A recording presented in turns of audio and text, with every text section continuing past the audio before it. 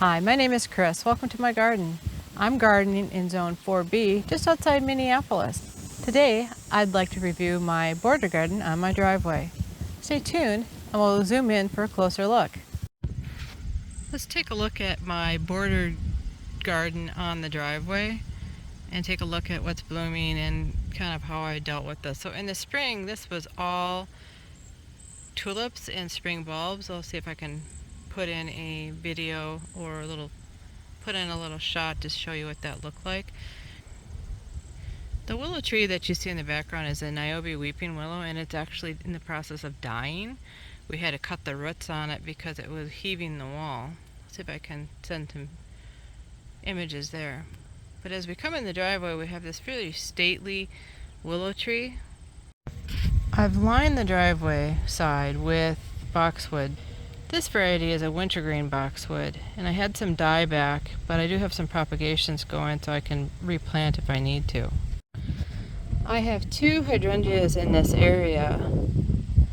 This variety is called Firelight, and I planted this last year. And then this pretty girl is called Summer Crush, which is a newer one, and I really like it because it's pink right away. I also have this, I think it's a Japanese spotted grass, and this is an annual for me, so I'm probably going to have to take cut-ins if I want to try to save it.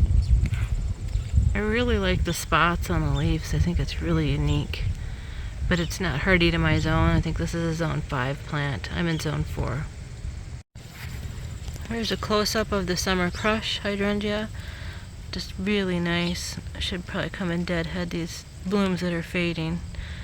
But I really like this color pink, and I'm looking forward to get to this growing to its full size. It's only 1 year old for me. And this is the Firelight hydrangea, a little bit closer up. I'm going to do a harder prune on this next spring.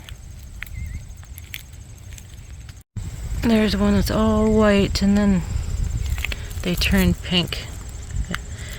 They turn pink as they age.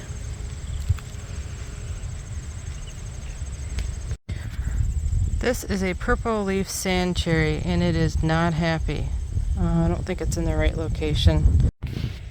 I have some dwarf burning bushes in here, which I transplanted last year, and they're doing okay. And then I have some newer ones that I did from cuttings, and I propagated last year that need to be planted. I just haven't got it done yet. I had some oddball iris and some sedum left over from the previous garden that was in here, which I tore out 2 years ago. Beyond my border garden is my lavender bed, which has got a little bit too much shade right now. But this tree, like I said, is going to be cut down. It's not going to survive. But I do have these red pin oaks that are going to take over the space. They were all planted by Mother Nature. I did not plant them, and there's probably about 8 of them in this area. So this area will be called probably a lavender garden or oak grove. My guess is in the end the lavender will have to come out. I am going to be creating a new French garden, and I'll be putting lots of lavender in that area. Coming along, I have planted a couple of white pines in these pots to flank the garden path. We created a garden path kind of going around and kept it open, which my husband wanted. Here is a different view downhill, and it's just really gorgeous. There's my little fairy statues. I was calling this area my fairy garden because I wanted the fairy statues in there, and I just think they're so cute, and they match really nice. Coming along, I have planted a couple of white pines in these pots to flank the garden path. We created a garden path kind of going around and kept it open, which my husband wanted. Here is a view from inside the garden path as I walk along. You can see all the different flowers.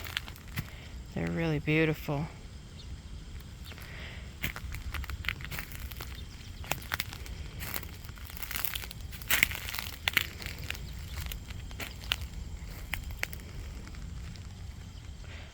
We got a bright morning sun coming in, so hopefully you can see everything okay.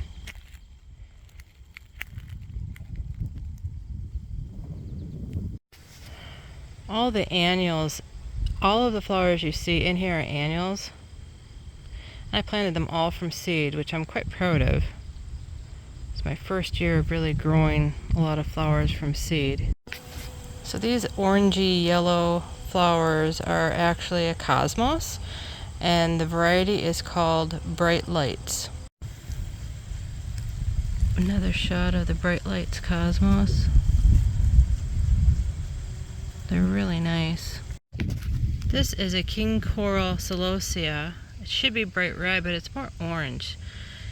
These look really small. We are at the end of August. I got planting quite late, so that's why things are much smaller than they should be. They'd be much bigger had I planted earlier. Depending on how the light hits them, you can see how they look a little bit more red. I'm hoping we get another month of growth on them so they can reach their full potential. Be big, what that looks like big brains. King Celosia. These taller flowers are just simple zinnias. They're should all be red, but I see there's a pink one in there too. And they need to be deadheaded so they fill out a little bit more. Mr. B is in doing his job. I love them. I'm going to come out and do some deadheading and gather some seeds. This one's ready to be picked.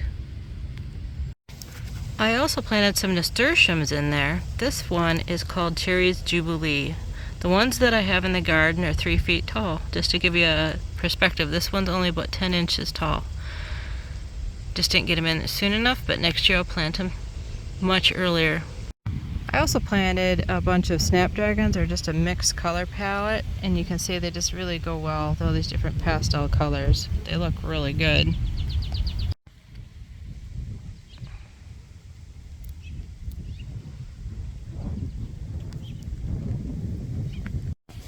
This beautiful blue color is just a regular old Chinese forget-me-not, and it's electric blue. Very beautiful. It's too bad it wasn't a perennial, but it is an annual. It looks kind of striking next to this pink zinnia.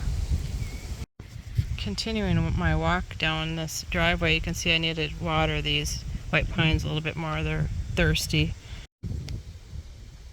These white pines are going to end up going in my landscape. We're going to transplant them probably this weekend. We're coming on Labor Day pretty quick here. This is the boxwood that I pruned on a video earlier this spring, and it filled out really nice. I've got some random things in here. This is a random tree. I don't know what it is, but I kind of like the looks of it, so I'm going to leave it. In the back of the bench, I've got a William Baffin rose, which I have tried to dig out 2 or 3 times, and it just keeps coming back, so I decided to leave it for now.